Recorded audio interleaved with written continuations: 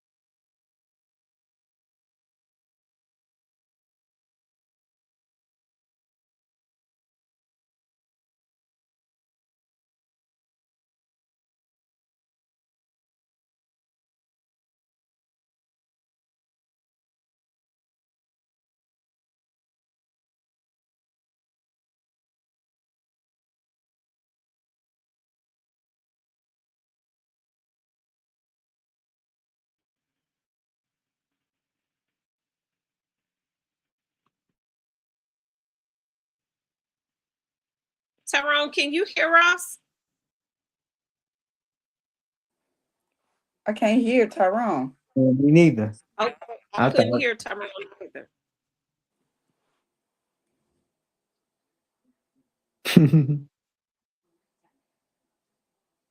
Yeah, we can't hear him. But we can hear everybody else, right? Difficulty.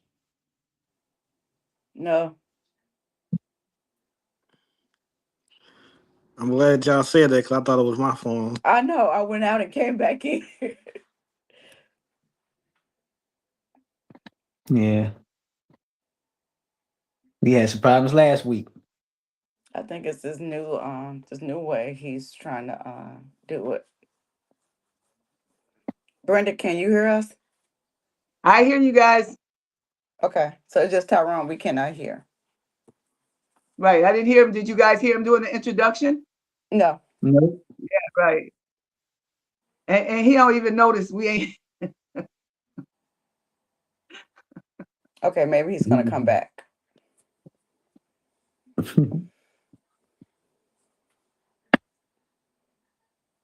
Will, you acting funny?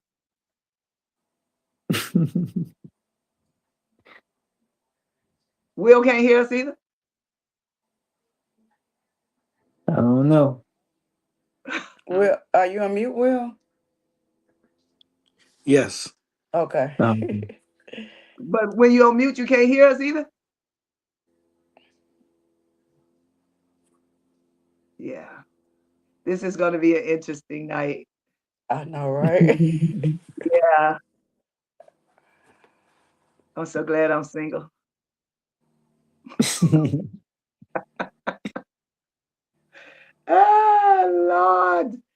Lord. So tonight's topic is, Vanessa, go ahead and start us off until Tyrone comes back. Vanessa, you on mute. Oh.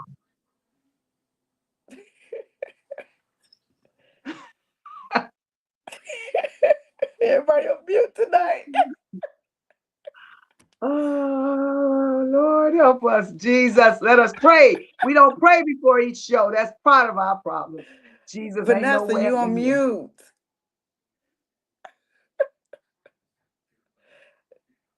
We cannot hear you, Vanessa. It must be when the leaders try to lead.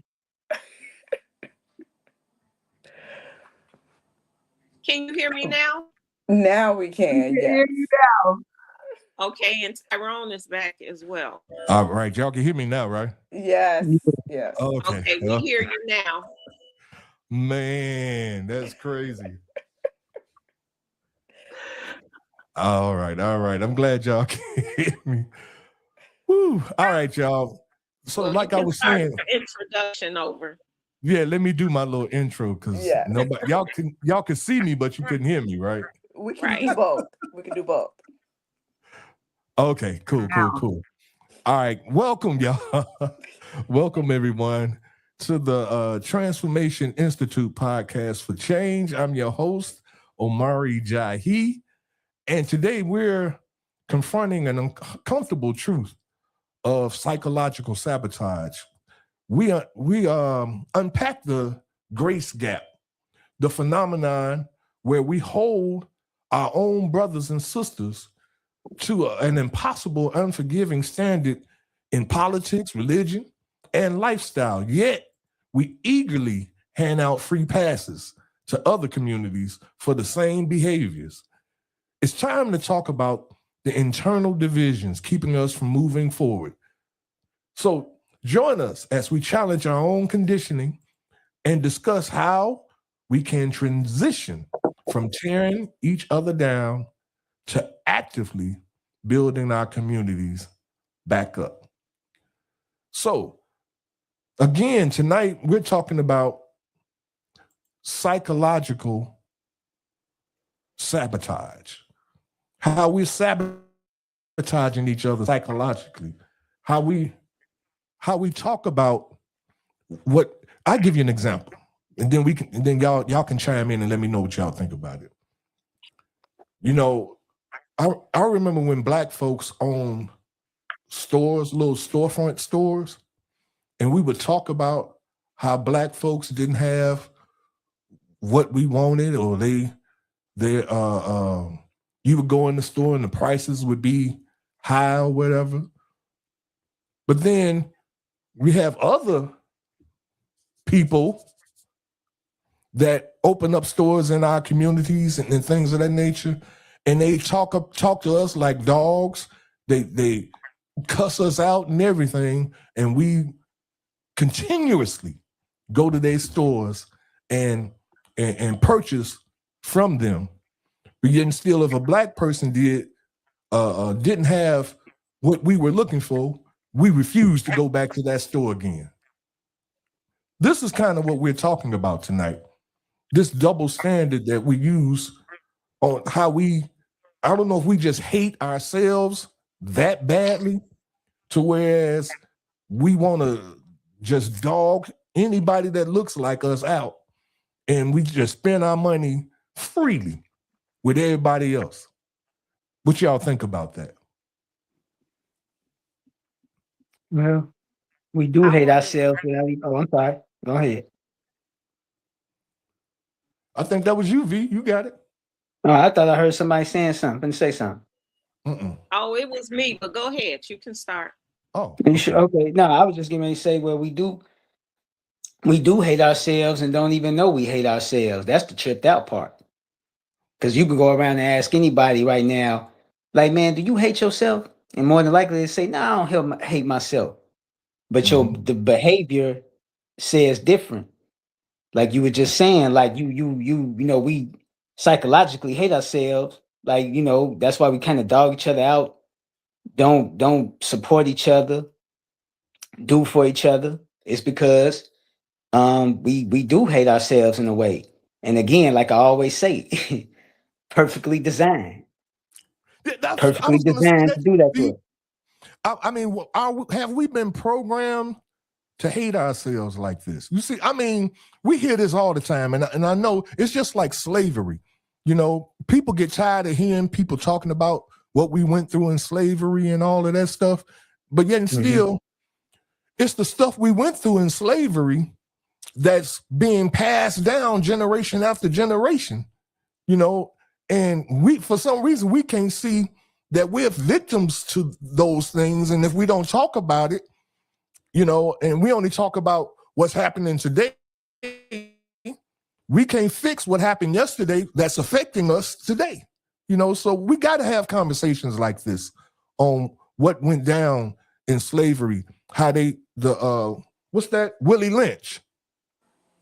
They used to, I remember they used to talk about that, about the Willie Lynch letter. You don't hear about it anymore that much.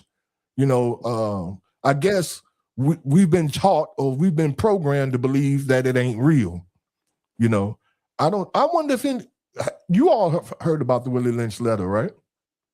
Everybody on here, y'all know what that is? Not exactly. I've heard the name. No. Really? Tyrone, No. Oh, I'm think- gonna go ahead, Vanessa. I'm gonna pull up the Willie Lynch letter real quick while you're doing that. I think part of it is people our age or older that do talk about the Willie Lynch letter. We haven't put that information to the younger generations. So a lot of these younger generations, they don't go looking for information. You have to spoon feed them everything. If they made a reel and put it on social media, then they would know about it. Otherwise, they aren't going to get it from a book, because now it's like social media takes over everything. And if we don't, like I said, spoon feed some people, they're not going to get it. And they're not going to go look for it. But I just want to agree with Vanessa.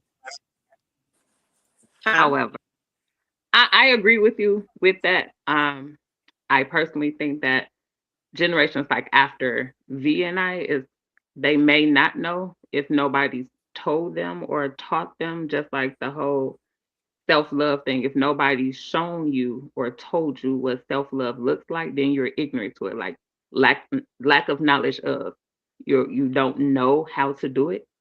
So even though the Willie Lynch letter and they're coming close to their 400 years now, that's why their things are changing. But that was all a part of the programming that Omari always talk about with, you switch the roles of the household, and that's how the mother, out of fear, the man gone, the sons are now dependent, the daughters are independent. Like that whole thing came from that mindset of that letter.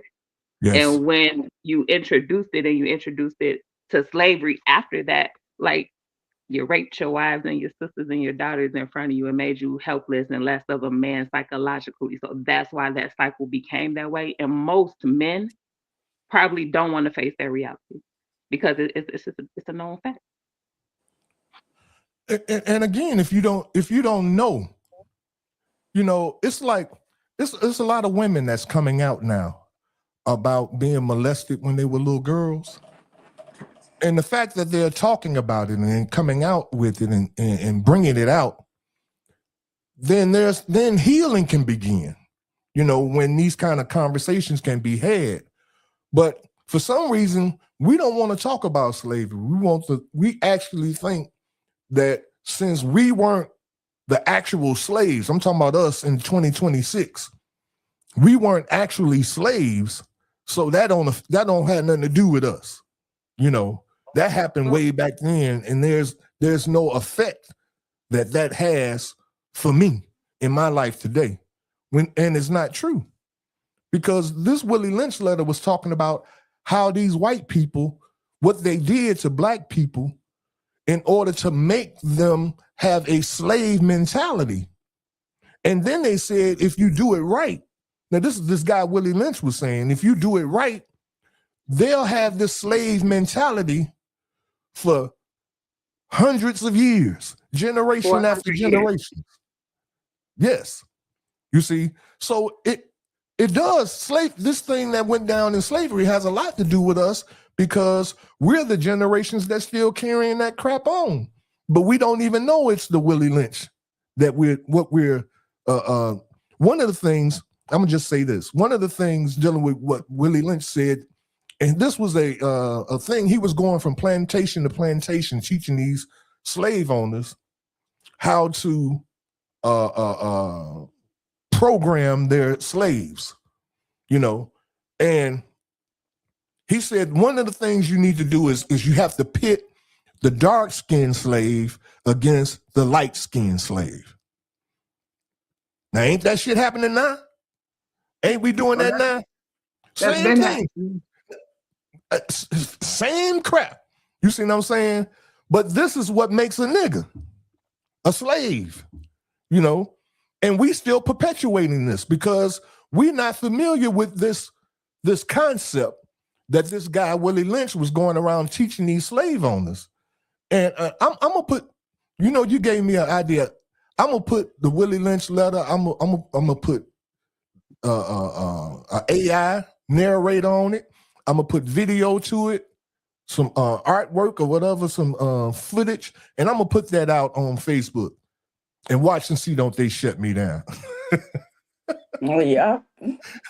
Watch and see don't they shut it down. Why do we always, as melanated people, I would say for the mass majority, not all, so if it don't apply, let it fly. But why do we always talk about our heritage and we always start with slavery? Like we didn't start with slavery. Like we are the original people. Like slavery is what you were told, but we always go back to slavery. But you all do realize that we existed before slavery. Like who were we before slavery took place? Before Willie Lynch came in, who were we? How did we meditate? How did we worship? How did we praise? How did we communicate with each other? Like all of those things were stripped from us. And I know like Brenda had spoke on it like last month when it was February, and according to the calendar, it was Black History Month. But that in itself is a trap of psychological sabotage, because it's not no other race or people of heritage, they don't celebrate a month. It's a heritage. So when you celebrate Black, which means dead, and then his story, that's his story that he's erasing. Like that itself is psychological sabotage, but we don't, the mass majority of us, again, don't know because we were never told. And like Vanessa said, if you don't go looking for it, they're never gonna know. Nobody's ever gonna tell them the real self. And I don't think we can blame it on like just us, but that's, again, it's all going to stem from the slavery thing and the Willie Lynch, but that's just my opinion, that's why we don't know, is because nobody's ever taught us that. And if you don't go looking for it, then you're probably not going to find it. And let's think about this too. Go ahead, Vanessa. I'm going to say something that it might ruffle some feathers, but just touching on what you just said, Londa, we never start by telling our story of who we were. We were great people, and they did everything to copy us and stole everything that we did and put out into this world and put their names and their race on it. They attached it to themselves to make it look like we were inferior. So when slavery came around, it's like, okay, let's keep saying this, and then they'll believe it.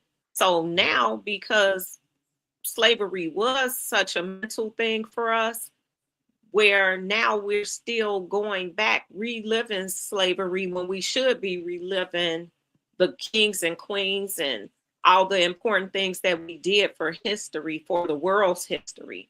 We need to start gravitating and regurgitating that information instead of starting with slavery. Sometimes when we start going back to slavery, it's almost like a cop-out. And I don't mean that bad, but it's like, that's what, when we're doing bad, we want to go and blame it. But here's the thing. We know what slavery did to us. We talk about it over and over and over again.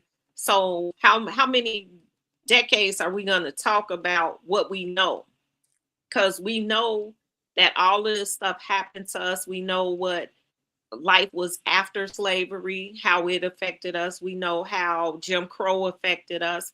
But now it's time to do something different about it. We can't keep saying, well, it's because this. We know it's because this. When are we going to start doing something about it and staying on track with everything? Because we can't keep saying, oh, it was because of slavery. Oh, it was because the white man broke up our families in the 60s and 70s, and they did this with welfare, and that's why the women are on top and everything. Okay, if that's what happened and we know that, what are we going to do about it in the future? You know, what are we going to do about it today? Because if we spend more decades talking about it, no one is getting better, and the situation will only get worse. I agree. I just want to ask a question. On here, I hear a lot of this. We've been programmed. I hear that a whole lot. Can somebody explain to me what do they mean by we've been programmed? I know, V, that you say that this was by design. I understand what you're saying, but us, are we programmed when we? I know when we talk on here, we say we, but as individuals, some of us don't have that slave mentality, or V, you said that we don't know we have it. We don't know that we're doing this. I kind of don't agree with that. And I'm with Vanessa, and I don't have all the answers, but I know that us, the black on black stuff that I encounter, without it being real big, just the little stuff that we encounter with our family members, our neighbors, at our churches, and all of that. I mean, I don't know if that mentality is in the air, falling down on people, and that's why people are acting the way they do. But this year, in September, when I made 65, I don't know, something changed in me. I always been kind of a rebel, but I want to see something different so bad that it makes me sad almost every morning when I wake up. I'm glad to wake up, but I wake up to so much craziness that I mean, we gotta do something, because I can't see leaving here without having did my best to see my brothers talking to the young black men, my brothers helping women to get on their feet, to help with things. I don't see that kind of stuff. I just hear a lot of talk, and I don't want to talk no more. I just want to know, what do you mean by we've been programmed? What we've been programmed? What does that mean exactly? Well, I'll say this, that programming is, I believe it comes from like the TV shows that we watch on a regular basis. Like a lot of us back in the day, we used to come home to watch what's that show with Bob Barker? Let's Make It People. Right. Price is Right and all of that stuff. You know, those were programs. You know, that's what they're called in broadcasting. They're called programs. And when you program something, like you can program your lights to come on at a certain time during the evening at 7:30 or something like that, you can program your lights to come on. This is when you, prior to insert a thought in a person or into people. This is when I'm saying programming. You insert this thought into people, to whereas you don't have to be around for it to manifest itself, to keep perpetuating it. You don't have to be around. You've programmed them. I've heard many times where it's been said that Black people, now this was in the past, I don't think it's happening now, but in the past it was true, that Black people they wouldn't let Black people come in the front door of establishments. We had to come into the back door, right? And if there was no back door, we made a door so that we could come in through the back door. So it's like, if you do something for so long, I know we've heard this old saying that if you do a thing for like 28 days, it becomes a habit. You know, we've heard that, but that's programming. How you can program your body through fasting not to eat as much. You can program yourself through exercising. You see what I'm saying? All of this is programming, and we can be programmed to hate one another. And that's what I'm saying. That's what I mean. How are we programmed to hate? All right, I mean, I know about programming and fasting and doing your body and exercising, yes, and that, but I mean us as people, who's programming us now? Well, back in the day, I'm- the slave master programmed the slave. Now, the mothers and the fathers are programming the children. We're teaching our children to continue these thought processes, these philosophies. You know, back in the day, black people couldn't look a white man in the eye. You know, and so their mothers would say, when you come around the white people, you put your head down. Don't look them in the eye. You know, because if you did, they might take you and lynch you, right? So the same thing is happening today. We're teaching our children this I don't even know what to call it. We are programming ourselves to be self-destructive. We're doing it to ourselves. Can't you agree to that, Brenda? You look around you look in the black community, you can see we are doing it to ourselves. The white man ain't even here no more. You know why he ain't here no more? Because he ain't gotta be. We've been programmed to do it to ourselves. The evidence Can I just add? Sure. I want to add something to what you're saying. The programming, it's not all based on the parents programming their children or programming people. It's a lot of media, television, and we've seen from the past when they used to do the what was that, Nielsen ratings or whatever, because they were programming us and they know how to get our attention. Everything we do, believe it or not, is psychological and is based on behaviors. People study behaviors and they know this is how people typically usually react to things. So if we do this, 9 out of 10 people will respond this way. If they don't respond this way, then we'll tweak it a little until they do.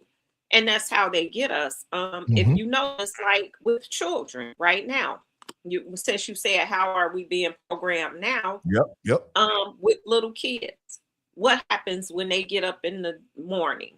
They probably go straight to a TV, straight to a tablet or whatever, because they have all these programs on their computers or tablets that are telling them, you know, hey, this is learning, or hey, this is the music that's gonna hook you. So they get into this habit of picking that tablet up first thing in the morning, and it's almost like they get mesmerized by it. If you notice, you can have a child in the house, they will be quiet and you won't even know they're there because they're so addicted to the tablets or the computers or the television. So that's one way we're being programmed. And even adults, this thing right here. Yep. This is what you see with adults all day. They programmed us through social media, through the news. Everything is a program. Yes. And you know, Vanessa, when you was talking, something came to my mind real quick, and all of us can bear witness to this. There was a time when we used to talk about Caucasian people, when we see them in the store and their kids be acting up, you know, and they be like, the mother be, come here, Johnny, come here. No, I'm not. I want a toy. I want this. And we look at our kids, be like, I wish your narrow butt would act like that. But guess what? Our kids are acting like that now. And you know why? Because we've been programmed through this. They had this thing called Dr. Spock. That was the first thing back in the 70s. Dr. Spock was a child psychologist. And he was talking about how you're supposed to raise your children, how you're not supposed to beat them and all that kind of stuff. And then they made it a law later on, saying that you can't whoop your children, or you can't punish them in that kind of way like we used to do back in the day, right? And so now that they did that, after generations being made not to chastise their children, now our children look just like the Caucasian children were acting back in the day, because we've been programmed to act like the Caucasians acted towards their children back in the day. And so now that's a programming that you can see. And you can see all the things Dr. Spock and the laws that they put into place in order for us to be where we are today, to be the kind of, because the Caucasian people look bad. They look bad back in the day when their children was acting up on them. And so to even it out, the laws was changed and a whole lot of stuff was put in place so that now Hispanic children act like that. African-American children act like that. Everybody's children acting crazy. You see what I'm saying? So Caucasian people don't look bad. We've been programmed. I mean, go ahead. Who was that? I don't know. My perspective to answer Brenda's question, if they didn't give you enough, I think that, or when I speak on programming, I mean everything that you've been taught, like from birth until now, was a program. So when mommy and daddy raised you and they instilled values and ethics and morale into you, that was a program. They programmed you to do exactly and behave the way that they wanted you to do. Later on, the school system came along and they programmed you again. So even the language that we speak is a program. Propaganda, lack of knowledge of religion is all a program. We always refer to they, but we can't name they. We can't tell you who they is because we don't know the names of they. We just know it's somebody in higher position than us. So then, as Vanessa and Tyrone was speaking on, that comes with your program to believe, or you are made aware to believe certain things that's not true. And so, like, for me, I always tell people, like, the number one thing is, how do you think, or how does the mass majority of people think that you gave birth to a child that's yours? You registered when you went and registered for a birth certificate, you registered your child, but did you have knowledge that you basically abandoned that child to the state? That's why the state can call CPS and the state can come and get them and the state can make you get them vaccinated because you had no idea what you did when you registered for a birth certificate. And if you can go back and research it, Google it if you have to, that's what that means. The word register means to abandon. We do that, and you did that, and you had no knowledge that you did that. So now you gave them jurisdiction over your family. You went and got married, and what did you do? You registered for a license. Nobody told you that you didn't have to, because if you put it in your family Bible, it's considered just as good. Back in the days, I mean, at least in the 80s, you could put something in the newspaper, Chicago Sun-Times, the Star Tribune. If it ran in that newspaper for 2 weeks, that's basically your authentication saying that this is the real thing and you can't, like, it's an affidavit. But we don't know that. You're just conditioned to think whatever they tell us. So when I say programming, I'm meaning whatever it was that we was taught, it was a program. Like, if you can't think for yourself, if you don't question everything that we do, to me, that's a programming. So I kind of learned to deprogram myself and reprogram myself with what feels right to my spirit. And nothing feels right about your spirit that says you can't chastise your child. But when that child turns 17 or older, we, the state, the judicial court system, will chastise them for you. Does that make sense? Mm-hmm. Yep. Police will beat them down in the streets. For real. But you can't touch them. And that was just my thought on that. Yeah. Man, that's real talk, Londa. That's real talk. It's in the head, something we don't question. Like, we don't question programming. We don't question it. It's just something we do, like Londa was just saying. You something you just do and don't even like question it in your mind. Like, why am I doing this?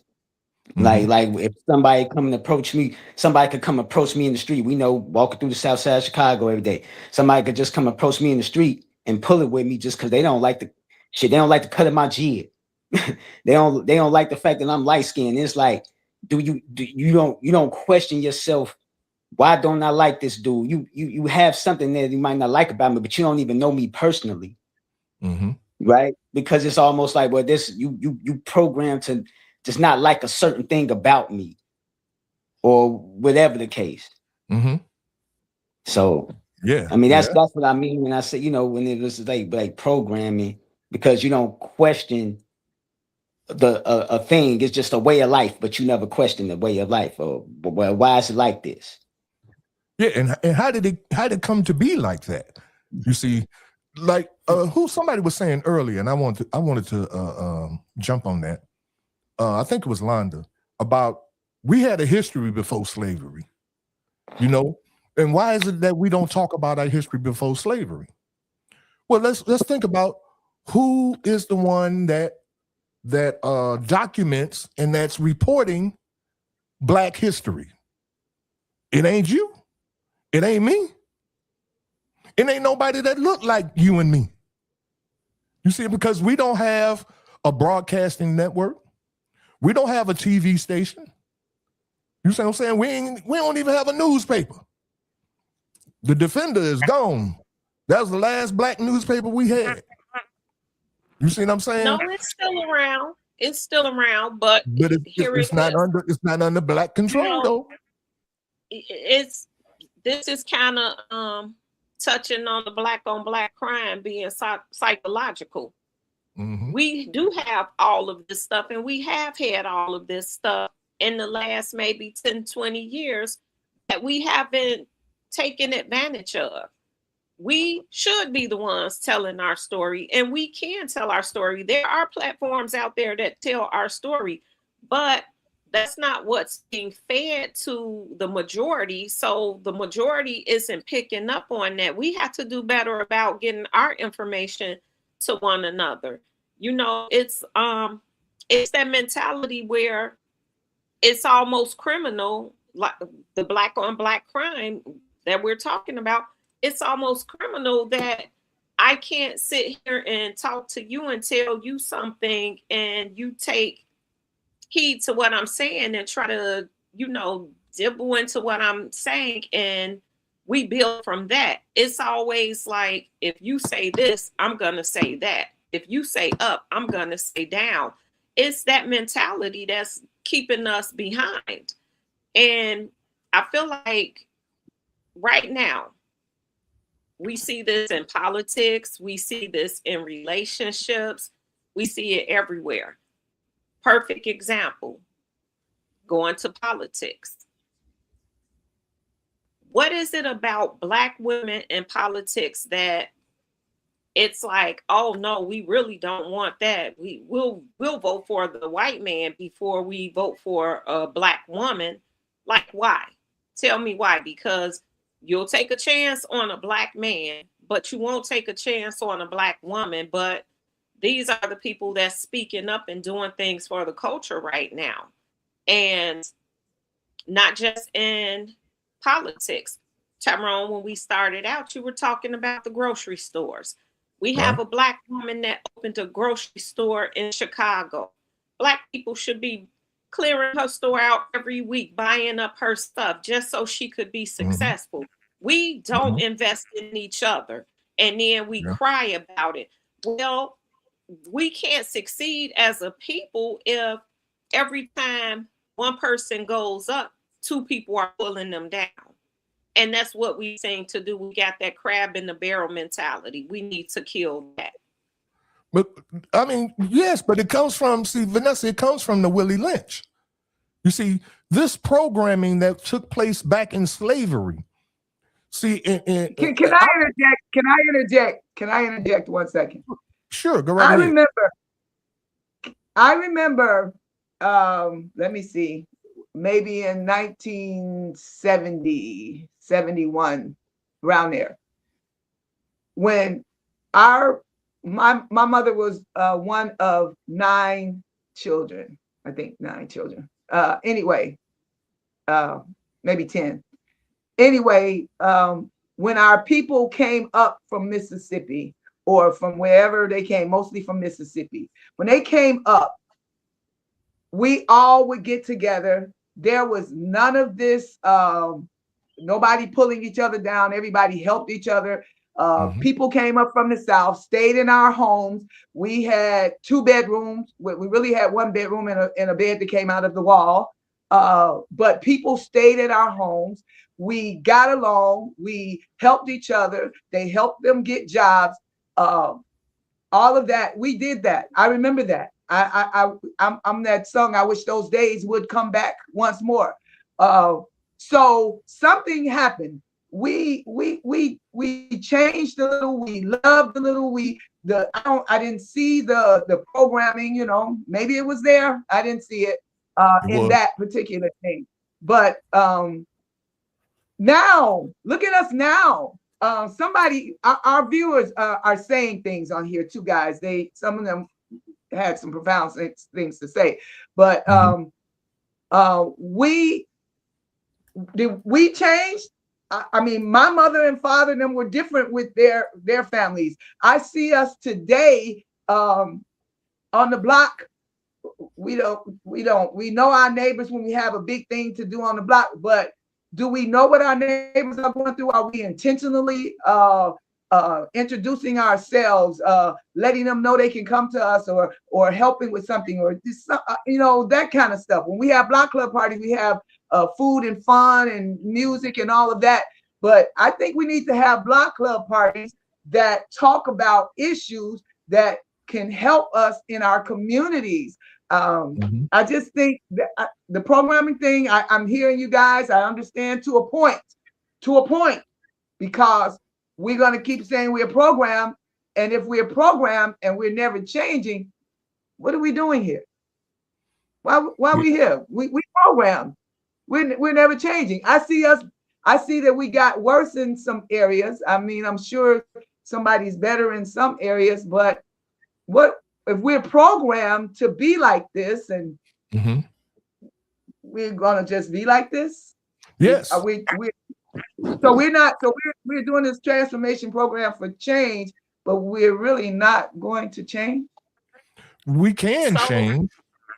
I believe we can change, but you can't just change by osmosis, because we didn't get like this by osmosis. I know that, but what do we do? What do we do? What are we doing? I mean, what are we doing differently? If someone programmed us, then somebody has to deprogram us. Oh, you see what I'm saying?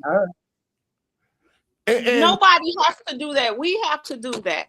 We have to stop waiting on somebody else to do it for us or to come save us. We have to do it ourselves. Someone individually. Well, if that's the case, why haven't we did it? Why haven't we done it? We some of us have started change in our lives, in our homes. Some of us are. I mean, are we just sitting around doing nothing? No. You all keep jumping from the race as a whole to an individual. You see, I'm speaking of the race as a whole. And then when you begin to see the challenges that I'm talking about as a race as a whole, then you want to talk about how, as an individual, that's not me. Or I know some people that like that. An individual got to start. A race as a whole is not starting together. Somebody got to start it. Somebody. Nobody has, because you know why? Because we don't want nobody telling us nothing. We don't like leadership. We don't want no leaders. We don't even trust nobody to be a leader for us. We've been down that road, and we've done with that. And that's why we walk around as a race of black people without a head, like a damn zombie. And so, so I got a question. Go ahead, Vanessa. What you just said, I get what you're saying, but what we're saying is we can't keep going back, and I hear what you're saying, believe me, I do. But here's the thing. If you are talking about the race as a whole and no one wants to listen, that's the black on black crime that's happening psychologically. Yes. No one wants to get together and listen. So we know that. Now, and we know why. We didn't get this way. We didn't get this way as a race as a whole. It happened individually over time. It just started happening in little sections, and then it became a big thing. So now we have to go and unpack it the same way it started. We may have to start in small sections until it reaches the whole race. Well, you know what? I would agree with you, Vanessa, if they wouldn't have made a concerted effort to get rid of our leaders. Every leader we've had, they killed. And even with the gangs, because the gangs are out of order because there's no head. They had a program that they initiated in Chicago when Bill Clinton was president. Y'all look it up, Google it. They call it cutting off the head of the snake. They say if you cut off the head, the body will die. This was a program they initiated in Chicago, and they came to Chicago and they locked up all the gang heads. And this is why you see willy-nilly young bucks out here in the community doing what they want to do, because when you had a leader, the leader would bust your head if you went against the rules and the regulations of the gang. If the gang said you don't mess with women and children and you did something like that, the gang would get you. But now that there's no leaders, because, again, this is by design. This is how we got like this. Okay, I agree with you on that. I totally do, because I always say that about the whole gang situation right now. But here's another way to look at it. We didn't have to fall apart when they put the gang heads in jail, because when you are the head of something, you know that there's a point where you won't be able to be over this and someone else will have to come and follow.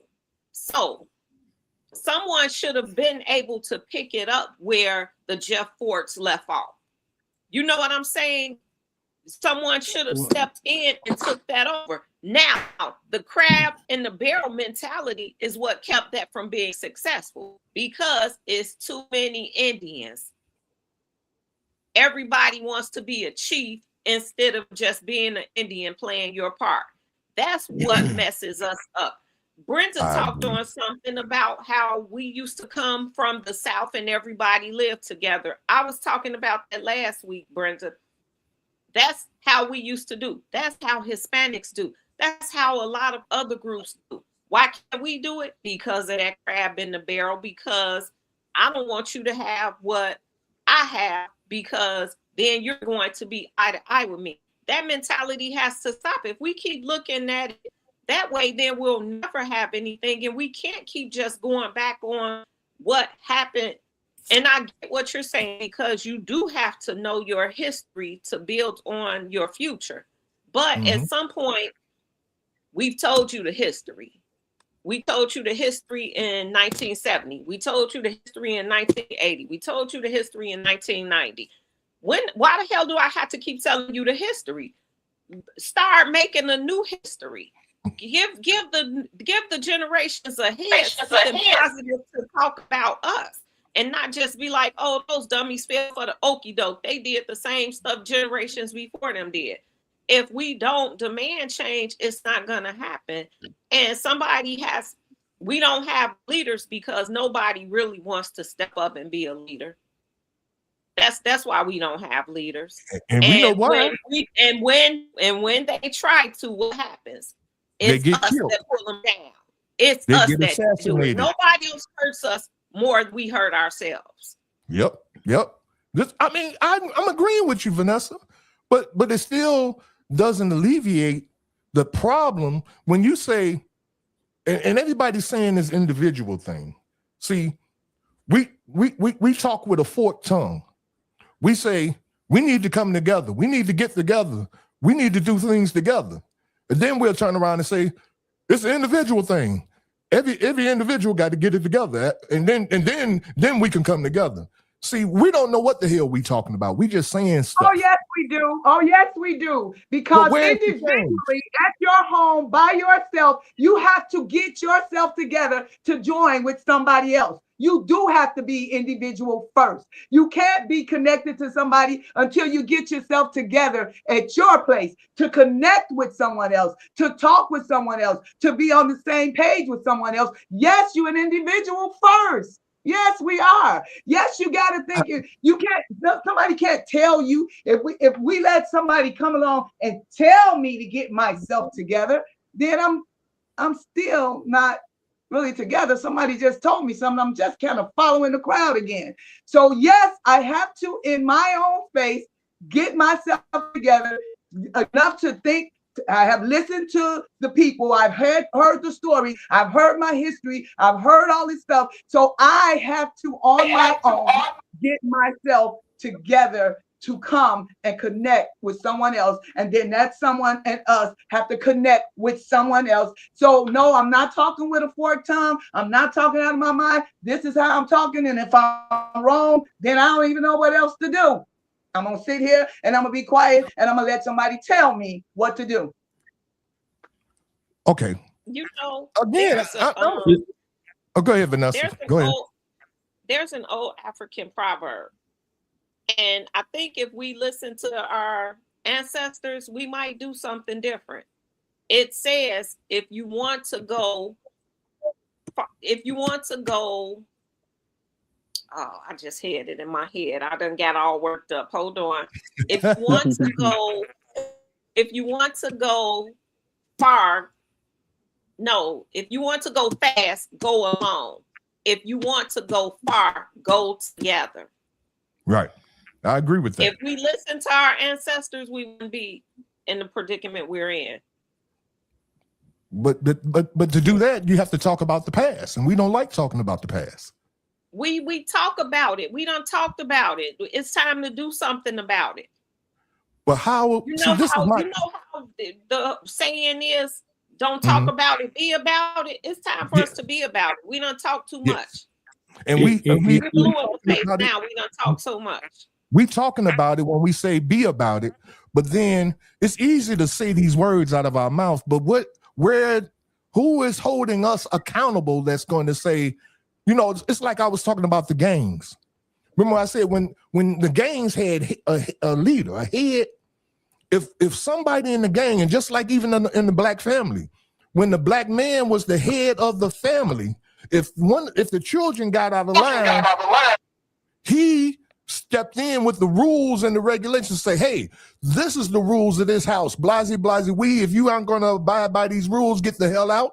Same thing with the gangs. But when you remove the head out of the house, when you move the head out of the gangs, you see a pattern happening here. When you begin to remove the heads, their whole concept is what? Cut off the head and the body will die. Okay, and what happens? Well, to your point though, since we don't have a head in gangs no more, we can actually implement the same strategy by utilizing celebrities. The Michael B. Jordans, the Rihannas, the Beyoncés of society. If they spoke in the terms that we're speaking about right now, they will be able to influence society or the majority of the African American community, if you will, to do what we're talking about. Because what we're talking about is not far fetched. No, it just means we're influential society. If we had a show like if we had a show on YouTube or something that talked about this, and it was a hit show that everybody can relate to, we would start seeing some mindset shifts in the black community. Yes, sir. Yes, sir. But you know why we don't have a hit show like that? Because we don't have a broadcasting network. We don't have, all the things that you need in order to communicate to your people is being kept from us. Hispanics got one, Telemundo. Why don't we have one? When Bill Cosby tried to get a network, what happened to him? You see what I'm saying? We just can't see the forest for the trees. The things that we need in order to communicate to our people, we used to communicate with the drums, right? Back in Africa, that was our way of communication. Our method of communication now is social media. And who controls the algorithm of that? You know, we can't even get our message on this podcast out to hundreds of people because the algorithm only allow it to go to a certain few. Now, we don't control that. And we don't have our own social media platform. There was a black one out there called, I forgot what it was called. It was a couple of years ago. They had a black guy that had created one that was like YouTube. It's probably gone now. But until we have our own way of communicating to our own people, just like Telemundo, they tell their news to their people. Their people watch Telemundo. They don't watch 7, 5, and 9. Hispanic people. You see what I'm saying? But we don't have no method of communicating to our people. You know who communicates to us? It ain't us. It's somebody else communicating to us. And so what do you think is going to happen? If we can't, if our little podcast right now, the stuff that we're saying here on this podcast only is allowed to go out to what, 20 people, let's just say. Out of how many? I got over 4,000 friends. Some of you got the same thing. Why is it that when I go live, it can't, 4,000 people don't have the opportunity to hear or see what I'm doing? And whether they shut it down and say, oh, that's boring, but at least it was 4,000 people that saw it. Why is it only 40, 30, 20? And who controls that? You see what I'm saying? That's true. What I'm getting and what I'm interpreting, like it could be out of frustration too, but what people are saying is that, okay, we know about the past, we know about history, at least the mass majority of us do. What are we going to do now about it? And when Brenda's talking, what I'm hearing her say, which I could be wrong, and she can correct me if I'm wrong, is that, okay, we've been there, done that, we know about it now, so what do we do now? How do we change it now? It sounds like she's asking, like, how do we move forward with the helping? We don't want to focus on the past no more. So if our information doesn't get out for the masses, then is that taking accountability for your other people, saying that, okay, well, Brenda's gonna hold herself accountable, and she's gonna mentor 3 young ladies. That's her job. Londa's gonna do the same, Vanessa's gonna do the same. So that's 3, 6, 9 other individuals that we're gonna mentor. Once they get to a certain point, they can be able to start, mentoring, because they have enough, deprogramming and reprogramming, or whatever it is that you want to call it, to go move again. So again, I don't think that it may or may not move by the masses, but where do we start is what I'm hearing her say. Like, how do we start? We talked about, people watching it. If it's 25 people that this podcast reach, and 4 or 5 have serious mentorship questions or have questions for the panel, then how do we interact with them? How do we start working towards the better us, for us, by us? Is what I'm hearing her say, but I could be wrong. No, I think that's what you're saying. Isn't that you right? Is that right, Brenda? Basically what you're saying? Basically, I'm kind of over here wondering, what we gonna do? I mean, I don't know, man. I'm kind of lost here. I'm saying some of that, but I'm kind of lost here. I'm kind of lost on that. We're programmed and we can't do anything. That's what I'm getting in my spirit. I don't know if I'm programmed to think like that, but I'm getting that we've been programmed and we can't move from here. No, I don't think that's what's being said. Okay. I think what's being said here is the thing is, how do we make the changes that we want to see? I don't think we know. Well, maybe I should say it like this, because there was somebody in the audience that said something about how we're talking is kind of like it's condemning everybody or putting everybody in the same box. And that's not what I'm saying. I don't think that's what you all are saying either. I'm speaking general. When I speak, I'm speaking as a mass race of people. That's how I'm speaking. And that the majority of our people fall under this. It's not everybody. I don't even think the people on this podcast, fall under that. But we are around people in our family that falls under that. Now, what do we do in order to change, like Brenda said, as an individual in your family? What are you doing to change it? And what standard? See, and that's the main thing. What standard are you standing on that you will not allow friends, family to disrespect? What standard are you going to stand on?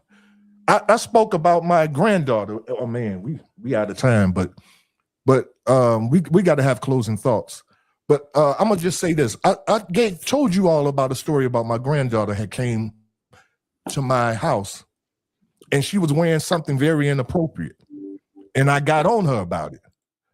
And the next time I saw her, she wasn't wearing it. Now, did that mean she still she stopped wearing it, or she just stopped wearing it around me? You see what I'm saying? Which says something about her respecting my standard that I held up. See, when we don't have anything that we're standing on, what do they say? We fall. And this is my closing thought. If you don't stand up for something, you'll fall for anything. And we've been falling for a lot of stuff because we ain't standing on. And when I say we, I want to be clear. I'm not saying everybody. If that's not you, please don't get in the comments and start saying, you putting us all in the same box. No, I'm not putting us all in the same box. We, when I say we, I'm speaking of Black people as a race. We are we are not holding up standards that got those that in the past, Malcolm X, Martin Luther King, Fannie Lou Hamer, Harriet Tubman, all of these people, they had standards. They had a standard that they stood on, and they refused to get off of it. And so if we're not holding up those standards individually in our families and with our friends, not allowing our friends to come associate with us, just because they buy the drinks or they got the food, we just allow them to come in and just do anything and act any kind of way and talk any kind of way. See, this is where the change comes in, and I'm gonna get off my soapbox. That's my closing thought. Anybody else have a closing thought? I just want to say we really didn't get into the comments a lot today, but we had a lot of good comments out there. This very last comment is about how we can move forward. Trinia says, I suggest encouraging philanthropy. If we come together and volunteer our spare time to fill in the gaps, we will slowly begin to trust one another and do better as a whole. I totally agree. Yes. As for my closing thoughts, I think, again, because the Black on Black crime that we always hear about is more mental than anything else, and it's reflective of how the Black community treats each other. I think that my closing thought, I'll just say the future demands change. The past demands understanding. And that's my closing thought. Great. Anybody else? Closing thought? How many more brothers gotta die? How many more mothers gotta cry? How many more times? That's my closing thought. Yeah. Brenda, I feel you. I really do. I really do feel you, man. But I mean, and I ain't saying a but. I'm just saying that, we've been walking around without a head for too long, even in our families. Even in our families. You said it yourself, Brenda. A lot of times you be trying to hold up standards and they treat you like you a sore thumb. Like something wrong with you, because yeah, but I don't back down. I ain't backing down, man. I ain't going back. I hear you, and you shouldn't. I ain't going back. I'm saying there should be more people like you in their families, not backing down, holding up the standards that made us great in the past. Back in the day, we were great people because we held up these standards, So it should be more people like you, Brenda. That's all I'm saying. Okay, I'm gonna say this one last thing though. I think that we have to love so hard that we love the hell out of people, that when they hurt us, when they talk against us, when they rebuke us, when they put their fingers up to our face, we have to still love on them so hard, so loud, and until love conquers and covers. I really feel that. Yeah, I feel that. Yeah. Well, I believe at some point we'll get there. Prayerfully, we'll get there. We're not there today, but I mean, there's always tomorrow. And like the wine and say, tomorrow, I give my life tomorrow. But what about today? Keep with the plan of it. All right. See, I was about to be one of those crabs in the barrel and say something smart, but I'm gonna keep it to myself. All right, let's see who we had on here today. Let me see. Shoot, some of these names. I hope I don't pronounce y'all names. But well, I'm gonna just say everybody that was on here, man. Because some of these names I don't even know. Y'all just got your handles and stuff. But everybody that made a comment, we thank you for your comments. We thank you for your suggestions. We thank you for just participating, tuning in. Please subscribe to our channel. We have a YouTube channel. Like, share this a podcast with friends and family, because again, if we only getting this conversation out to 20 people, and those 20 people are just in Chicago, now, I'm not saying it is, but I'm just hypothetically saying, then we have the ability to make things go viral. Like we made that shooting on 79th Street go viral by sharing it with everybody. But stuff like this, we don't share too much. So yeah. Well, I'll shout out to my Mississippi family. I saw some of them were on. I saw some of my Minnesota people. Praise God for that. That's beautiful. I'm glad that this conversation was shared out to Mississippi and to other states and cities and things of that nature. I'm hoping and I'm praying that it grows. I mean, because I remember when we first started, we was getting like 2 or 3 people, that was watching our podcast. And I believe it's up to more than that now.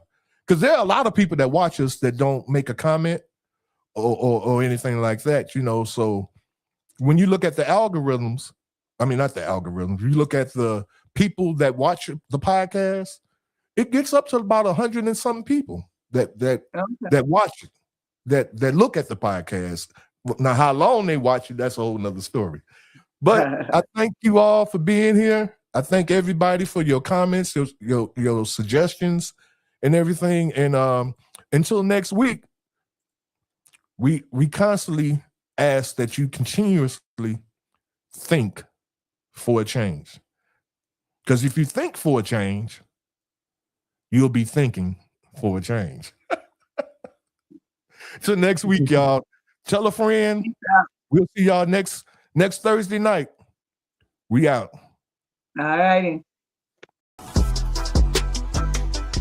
Thanks for supporting our podcast. We look forward to see you next Thursday at 8 p.m. We also ask that you subscribe to our YouTube channel. The more subscribers we have, the more YouTube will push our podcast to more viewers. But until then, subscribe also for a peaceful mind. Your activity will reflect that peace.